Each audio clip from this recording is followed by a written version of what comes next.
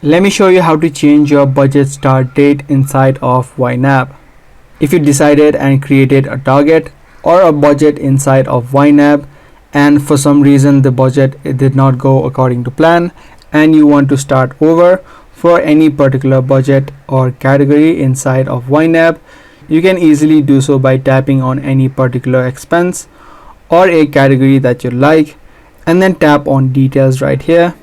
Through this section you'll be able to view the current date and few information about this particular category. To edit the date you can head over to edit target and then here you'll be able to see the option called buy. Through this section you can change in the date when this particular expense needs to be paid off. Now if this is not the thing that you're looking for, what you need to do is start off fresh. So if you want to restart a particular budget, you'll need to first of all completely remove it from the target section. You can just tap on delete and then create a new budget or a new category by tapping on this three dotted line. Tap on add new group and then you can start over fresh.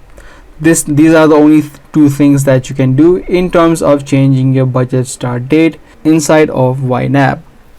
If this guide video was helpful to you, do let us know by giving this video a thumbs up. That's going to be all for today. I'm going to see you guys in the next one.